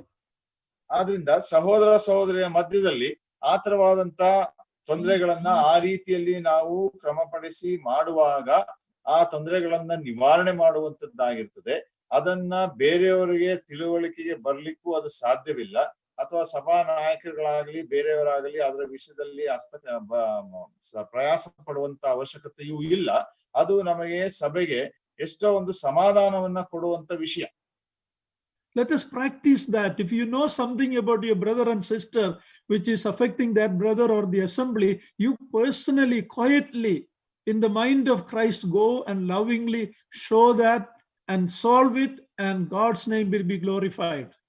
ನಾವು ಆ ಒಂದು ಪದ್ಧತಿಯನ್ನ ನಾವು ಅಭ್ಯಾಸ ಮಾಡಿಕೊಳ್ಳುವಂತವರಾಗಿರೋಣ. ಯಾರಾದ್ರೂ ಒಬ್ಬ ವಿಶ್ವಾಸಿ ಸಹೋದರ ಸಹೋದರಿ ತಪ್ಪುವಂತವರಾಗಿ ಅವರು ಇರುವಂತವರಾಗಿದ್ದರೆ ನಾವು ಅವರನ್ನ ಸಂಧಿಸುವಂತವರಾಗಿ, ಯಾರಿಗೂ ಗೊತ್ತಾಗದ ಹಾಗೆ ಅವರಲ್ಲಿ ಮಾತಾಡುವಂತವರಾಗಿ ಆ ವಿಷಯಗಳನ್ನ ಪರಿಹಾರ ಮಾಡುವಂತ ನಿಟ್ಟಿನಲ್ಲಿ ಆ ಕಾರ್ಯಗಳನ್ನ ಮಾಡುವಂತವರು ನಾವು ಆಗಿರಬೇಕು. And if that brother says it, then the Lord brings us to the next level. You take one or two others with you and get some help from others who are mature. ಒಂದು ವೇಳೆ ಆ ಮಾತಿಗೆ ಆ ಸಹೋದರನು ಒಪ್ಪಿಕೊಳ್ಳದೆ ಹೋದರೆ ದೇವರು ನಮಗೆ ಈಗ ಇನ್ನೊಂದು ರೀತಿಯನ್ನ ಆತನು ಹೇಳಿಕೊಡುವಂತನಾಗಿದ್ದಾನೆ. ಏನಂದ್ರೆ ಈ ವಾಕ್ಯ ಭಾಗದಲ್ಲಿ ಸಭೆಯ ಒಬ್ಬರು ಅಥವಾ ಇಬ್ಬರನ್ನ ಜೊತೆಗೆ ಕರೆದುಕೊಂಡು ಹೋಗುವಂತವರಾಗಿ ಆ ಸಹೋದರನಿಗೆ ನೀನು ಬುದ್ಧಿಯನ್ನ ಹೇಳುವಂತವನಾಗ. Maybe with the two or three witnesses, maybe the brother will come to understand his fault. ಒಂದು ವೇಳೆ ಆ ರೀತಿ ಇಬ್ಬರು ಅಥವಾ ಮೂವರು ಸಾಕ್ಷಿಗಳನ್ನ ತೆಗೆದುಕೊಂಡು ಹೋಗಿ ಅವರಿಗೆ ಮಾತಾಡುವಾಗ ಒಂದು ವೇಳೆ ಆ ಸಹೋದರನು ತನ್ನ ತಪ್ಪನ್ನ ಅರಿವುಂಟವನಾಗಿ ಆತನು ಒಪ್ಪಿಕೊಳ್ಳಬಹುದು. But be careful who you are taking. ಆದ್ರೆ ನಾವು ಯಾರನ್ನ ಕರ್ಕೊಂಡು ಹೋಗ್ತೇವೆ ಎಂಬುದಾಗಿರುವಂತ ವಿಷಯದಲ್ಲಿ ಬಹಳ ಎಚ್ಚರಿಕೆಯಿಂದಿರಬೇಕು. Don't take only the people that will support you or your side. Take someone that the other brother also respect, somebody who have a testimony. ನಾವು ನಮಗೆ support ಮಾಡುವಂತವರು, ಸಹಾಯ ಮಾಡುವಂತವರು ಅಥವಾ ನಮ್ಮ ಪಕ್ಷವಾಗಿ ಇರುವಂತವರನ್ನೇ ನಾವು ಕರ್ಕೊಂಡು ಹೋಗುವಂತವರಾಗಿರಬಾರದು.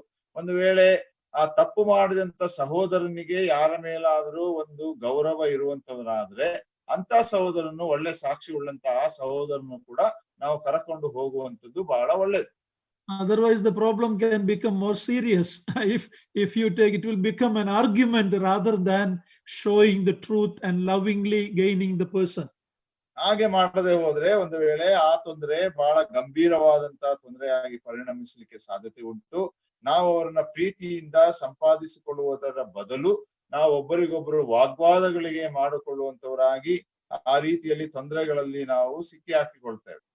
And the next step is, if that also did not tell it to the church. Twice it is mentioned, tell it to the church. ಒಂದು ವೇಳೆ ಆ ಹೆಜ್ಜೆಯು ಆ ಸಂಗತಿಯು ಕೂಡ ನಡೆಯದೆ ಹೋದ್ರೆ ಮುಂದಿನ ಹೆಜ್ಜೆಯನ್ನ ಕರ್ತನಾದ ಯೇಸು ಕ್ರಿಸ್ತನು ಹೇಳಿಕೊಳ್ತಾನೆ. ಏನಂದ್ರೆ 2 ಸಲ ಈ ಭಾಗದಲ್ಲಿ ಹೇಳಿದೆ, ನೀನು ಆ ಮಾತನ್ನ ಸಭೆಗೆ ಹೇಳು ಎಂಬುದಾಗಿ. When we say church, it is not first immediately going and announcing in the church, but responsible brothers should know that first. ಸಭೆ ಎಂಬುದಾಗಿ ಹೇಳುವಾಗ ನಾವು ಸಭೆಯ ಕೂಟವಾದ ನಂತರ ನಿಂತುಕೊಂಡು ದೊಡ್ಡದಾಗಿ ಅದನ್ನ ಪ್ರಕಟಣೆ ಮಾಡುವಂತದ್ದಲ್ಲ. ಆದ್ರೆ ಸಭೆಯಲ್ಲಿರುವಂತ ಜವಾಬ್ದಾರಿಯುಳ್ಳಂತ ಕೆಲವು ಸಹೋದರರಲ್ಲಿ ಅದನ್ನ ಹಂಚಿಕೊಳ್ಳುವಂಥದ್ದು. Hopefully by this time the problem should be solved if that person is a real believer with a sensitivity to sin. ಪಾಪಕ್ಕೆ ಪಶ್ಚಾತ್ತಾಪ ಪಡುವಂತವನಾಗಿರುವಂತ ಒಬ್ಬ ಒಳ್ಳೆಯ ವಿಶ್ವಾಸಿಯ ನಿಜವಾಗಿಯೂ ಆಗಿದ್ದರೆ ನಿರೀಕ್ಷೆಯಂತೆ ಈ ಒಂದು ಮಟ್ಟಕ್ಕೆ ಹೋಗುವಾಗ ಅವನು ತನ್ನ ತಪ್ಪನ್ನ ಅರಿವು ಮಾಡಿಕೊಂಡಂತವನಾಗಿ ಪಶ್ಚಾತ್ತಾಪ ಪಡ್ತಾನೆ. So then I will talk about when a person is disciplined, what is the church believer's responsibility. We will come to that little later. ಸ್ವಲ್ಪ ಸಮಯದ ನಂತರ ಒಂದು ವೇಳೆ ಒಬ್ಬ ವಿಶ್ವಾಸಿ ಆ ರೀತಿ ಶಿಸ್ತಿಗೆ ಒಳಪಟ್ಟ ಮೇಲೆ ಸಭೆಯವರ ಜವಾಬ್ದಾರಿ ಆ ವಿಷಯದಲ್ಲಿ ಏನಿದೆ ಎಂಬುದಾಗಿ ಮತ್ತೆ ನಾವು ನೋಡೋಣ. Now the Lord takes it to the last. If the church discipline is also not accepted by the person, then he is committed to the world where Satan is ruling. He is like an unbeliever. ಕರ್ತನಾದ ಯೇಸು ಕ್ರಿಸ್ತನು ಕಡೆಯ ಒಂದು ಹೆಜ್ಜೆಯನ್ನ ಆತನು ಹೇಳ್ತಾನೆ. ಸಭೆಯ ಮಾತನ್ನು ಕೂಡ ಕೇಳದೆ ಹೋದರೆ ಆತನು ಒಬ್ಬ ಅವಿಶ್ವಾಸಿಯಂತೆ, ಅಜ್ಞಾನಿಯಂತೆ, ಭ್ರಷ್ಟನಂತೆ ಇರುವಂತವನಾಗಿರ್ಲಿ ಎಂಬುದಾಗಿ ಪ್ರಪಂಚಕ್ಕೆ ಆತನನ್ನು ಒಪ್ಪಿಸಿಕೊಡುವಂತ ಸಂಗತಿ. That is the excommunication or sending him out from the fellowship. That is only the last aspect. ಆದ್ರಿಂದ ನಾವು ನೋಡ್ತಾ ಬರುವುದೇನೆಂದ್ರೆ ಅದು ಕಟ್ಟ ಕಡೆಯದಾಗಿರುವಂತ ಒಂದು ಹೆಜ್ಜೆ, ಅದು ಶಿಸ್ತಿನ ವಿಷಯದಲ್ಲಿ ಏನೆಂದ್ರೆ ಅಂತ ಸಹೋದರ ಅಥವಾ ಸಹೋದರಿಯನ್ನ ಸಭೆಯಿಂದಲೇ ಬಹಿಷ್ಕಾರ ಮಾಡುವಂತದ್ದು. Now I will also later, maybe I thought I could finish it today, but unfortunately I'm not able to finish the whole topic. This is very important. If I'm given one more chance, maybe next week we can conclude it. ನಾನು ಮುಗಿಸಬೇಕೆಂಬುದಾಗಿದ್ದೆ, ಆದ್ರೆ ಬಹಳ ಪ್ರಾಮುಖ್ಯವಾದಂತ ವಿಷಯ, ಅದನ್ನ ಇವತ್ತು ಮುಗಿಸ್ಲಿಕ್ಕೆ ಸಾಧ್ಯವಿಲ್ಲ. ಇನ್ನೊಂದು ಅವಕಾಶ ಸಭೆಯವರು ಕೊಡುವುದಾದ್ರೆ ಮುಂದಿನ ವಾರ ಆ ವಿಷಯದ ಕುರಿತು ನಾವು ನೋಡಿ ಮುಗಿಸುವಂತವರಾಗಿರೋಣ. The reason why he is put out to the world is because his flesh needs to be destroyed. ಅವನನ್ನು ಯಾಕೆ ಪ್ರಪಂಚಕ್ಕೆ ದೂಡಬೇಕು ಎಂಬುದಾಗಿ ನೋಡುವಾಗ ಅವನ ಶರೀರ ಅದು ನಾಶವಾಗುವಂತದ್ದಾಗಿರಬೇಕು. Many believers after getting out of the fellowship of the God's people, when they are outside, they realize what they are missing. ಆ ರೀತಿಯಲ್ಲಿ ಅನೇಕ ವಿಶ್ವಾಸಿಗಳು ಆ ರೀತಿಯಲ್ಲಿ ಹೊರಗೆ ಅವರನ್ನ ಬಹಿಷ್ಕಾರ ಮಾಡಿ ಹಾಕುವಾಗ, ಅವರು ಸಭೆಯ ಅನ್ಯೋನ್ಯತೆಯಿಂದ ದೂರ ಇರುವಾಗ ಅವರಲ್ಲಿ ಒಂದು ವೇಳೆ ಬದಲಾವಣೆಗಳಾಗಿ ತನ್ನ ತಪ್ಪಿನ ಅರಿವುಂಟಾಗುವುದಕ್ಕೆ ಸಾಧ್ಯತೆಗಳು ಉಂಟು. So believers, I'm going to close here now. Let us realize first is self-discipline. ನಾವು ಅದರಿಂದ ಇದನ್ನ ವಿಶ್ವಾಸಿಗಳೇ, ನಾನೀಗ ಮುಗಿಸುವಂತವನಾಗಿದ್ದೇನೆ. ಮೊದಲು ನಾವು ಇದರ ಕುರಿತು ತಿಳ್ಕೊಳ್ಳುವಂತವರಾಗಿರೋಣ. ಮೊದಲು ಇರುವಂತದ್ದು ಏನಂದ್ರೆ ನಮ್ಮನ್ನು ನಾವೇ ಶಿಸ್ತಿಗೆ ಒಳಪಡಿಸಿಕೊಳ್ಳುವಂಥದ್ದು. Secondly, mutual disciplining. ಎರಡನೇ ಸಂಗತಿ ನಾವು ನೋಡಿದ್ದೇನೆಂದ್ರೆ ಸಹೋದರೊಟ್ಟಿಗೆ ಒಬ್ಬರು ಮಾತಾಡಿಕೊಂಡು ಮಾಡಿಕೊಳ್ಳುವಂತ ಶಿಸ್ತು. The next step is taking one or two mature believers who can also get involved and solve the problem. ಮೂರನೇ ಒಂದು ಹೆಜ್ಜೆ ಏನೆಂಬುದಾಗಿ ಹೇಳುವಾಗ ಸಭೆಯಲ್ಲಿರುವಂತ ಒಬ್ಬರು ಇಬ್ಬರು ಅಥವಾ ಮೂರು ಜನ ಪರಿಪಕ್ವತೆಯುಳ್ಳಂತಹ ವಿಶ್ವಾಸಿಗಳನ್ನ ಒಟ್ಟಿಗೆ ಕರಕೊಂಡು ಹೋಗಿ ಅವರ ಶಿಸ್ತಿನ ವಿಷಯದಲ್ಲಿ ಮಾತಾಡುವಂತದ್ದು. That also did not succeed. The next step is tell it to the church. ಒಂದು ವೇಳೆ ಅದು ಕೂಡ ಪರಿಣಾಮ ಬೀರದೆ ಹೋದ್ರೆ ಸ್ವಾಮಿ ಹೇಳುವುದೇನೆಂದ್ರೆ ಅದನ್ನ ಸಭೆಗೆ ಹೇಳಿರಿ ಎಂಬುದಾಗಿ. If that also fails, the church has to make a decision to communicate, to leave him outside the fellowship. ಒಂದು ವೇಳೆ ಅದು ಕೂಡ ಫಲಿತಾಂಶ ಕೊಡದೆ ಹೋಗುವಂತದ್ದಾಗಿದ್ರೆ ಸಭೆ ತೀರ್ಮಾನವನ್ನ ತೆಗೆದುಕೊಂಡು ಅಂತ ವಿಶ್ವಾಸಿಯನ್ನ, ಸಹೋದರನ ಅಥವಾ ಸಹೋದರಿಯನ್ನ ಸಭೆಯಿಂದ ಹೊರಗೆ ಹಾಕುವಂತದ್ದು ವಿಷಯ. Remember, that is not the first step, it is the last step. ಒಂದು ವೇಳೆ ಜ್ಞಾಪಕ ಇಟ್ಕೊಳ್ರಿ, ಅದು ಮೊದಲನೇ ಹೆಜ್ಜೆ ಅಲ್ಲ, ಅದು ಕಟ್ಟ ಕಡೆಯ ಹೆಜ್ಜೆ. It is to gain your brother. That is the goal of correction. ಯಾಕಂದ್ರೆ ಕ್ರಮಪಡಿಸಿಕೊಳ್ಳುವಂತದರ ಹಿಂದೆ ಇರುವಂತ ಗುರಿ ಏನು ಎಂಬುದಾಗಿ ನೋಡುವಾಗ ಆ ಸಹೋದರ ಅಥವಾ ಸಹೋದರಿಯನ್ನ ನಾವು ಮತ್ತೆ ಪಡೆದುಕೊಳ್ಳುವಂಥದ್ದು. Church elders, leaders should never say, we have enough people, let him go. If he is gone, so what? Let him go. Never we should say. Remember our Lord Jesus Christ. He gave a parable that the shepherd left the 99 and went after the one that was lost. ಸಭೆಯ ನಾಯಕರಾಗಲಿ, ಸಭೆಯ ಹಿರಿಯರುಗಳಾಗಲಿ ಅಥವಾ ಯಾರೇ ಆಗಲಿ, ಸಭೆಯಲ್ಲಿ ಅವನು ಹೋದ್ರೆ ಹೋಗಲಿ, ನಮಗೇನು ಕಮ್ಮಿ ಇಲ್ಲ, ಅನೇಕ ಸಹೋದರರಿದ್ದಾರೆ, ಅನೇಕ ಸದಸ್ಯರಿದ್ದಾರೆ ಅನ್ನುವಂತ ಮನೋಭಾವದಿಂದ ಎಂದಿಗೂ ಕೂಡ ಹೇಳುವಂತವರಾಗಿರಬಾರದು. ನಮಗೆ ಇರುವಂತ ಒಂದು ಒಳ್ಳೆ ಉದಾಹರಣೆ, ಕರ್ತನಾದ ಯೇಸು ಕ್ರಿಸ್ತನು ಒಂದು ಸಾಮ್ಯದ ಕುರಿತು ಹೇಳುತ್ತಾನೆ. ಆ ಕುರುಬನು ತನಗಿದ್ದ 100 ಕುರಿಗಳಲ್ಲಿ 1 ಕುರಿ ಕಳೆದು ಹೋದಾಗ 99 ಕುರಿಯನ್ನ ಆತನು ಬದಿಗೆ ಇಟ್ಟಂತವನಾಗಿ ಆ ಒಂದು ಕುರಿಯನ್ನ ಆತನು ಹುಡುಕಿಕೊಂಡು ಹೋದನು ಎಂಬುದಾಗಿ. Let that be our attitude when we study the disciplining of the church. ನಾವು ಸಭೆಯಲ್ಲಿ ಆ ರೀತಿ ಶಿಸ್ತಿಗೆ ಒಳಪಡಿಸುವಾಗ ಪ್ರಿಯರೇ ಈ ಮನೋಭಾವವನ್ನೇ ಉಳ್ಳಂತವರಾಗಿ ಇರೋಣ. So 1 Corinthians 5 and Matthew 18 is linked together. ಮೊದಲನೇ ಕೊರಿಂಥ 5ನೇ ಅಧ್ಯಾಯ ಮತ್ತು ಮತ್ತಾಯ 18ನೇ ಅಧ್ಯಾಯ ಅದು ಒಂದಕ್ಕೊಂದು ಸಂಬಂಧವಿರುವಂತಹ ಅಧ್ಯಾಯಗಳು.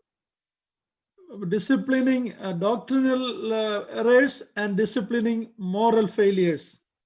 ತಪ್ಪು ಬೋಧನೆಯ ವಿಷಯದಲ್ಲಿ ಇರುವಂತದ್ದು ಮತ್ತು ಅನೈತಿಕತೆ ಅಥವಾ ನೈತಿಕತೆಯಲ್ಲಿ ಸೋತು ಹೋಗುವಂತವರನ್ನ ಶಿಸ್ತುಪಡಿಸುವಂತದ್ದು ಎರಡು ವಿಷಯಗಳು. Significant sin, outward sin, unrepentant sin need to be corrected. ಬಹಿರಂಗವಾದಂತ ಪಾಪ, ಹೊರಗೆ ಕಾಣುವಂತ ಪಾಪ, ಅನಂತರ ಪಶ್ಚಾತ್ತಾಪ ಪಡದಂತ ಪಾಪ, ಇವುಗಳನ್ನ ನಾವು ಶಿಸ್ತಿಗೆ ಒಳಪಡಿಸಬೇಕು. May God help us to first self-discipline ourselves, judge myself, then God will not judge us. ನಾವು ಮೊದಲು ನಮ್ಮನ್ನೇ ನಾವು ತೀರ್ಪಿಗೆ ಒಳಪಡಿಸಿಕೊಂಡಂತವರಾಗಿ, ಶಿಸ್ತಿಗೆ ಒಳಪಡಿಸಿಕೊಂಡಂತವರಾಗಿ ನಾವು ಬೇರೆಯವರನ್ನ ಶಿಸ್ತುಪಡಿಸಲಿಕ್ಕೆ ಕ್ರಮವನ್ನ ತೆಗೆದುಕೊಳ್ಳುವ ಹಾಗೆ ದೇವರು ನಮಗೆ ಸಹಾಯ ಮಾಡಲಿ. May God's name be glorified. ದೇವರ ನಾಮ ಮಹಿಮೆ ಹೊಂದಲಿ. Thank you, brother. Okay, brother.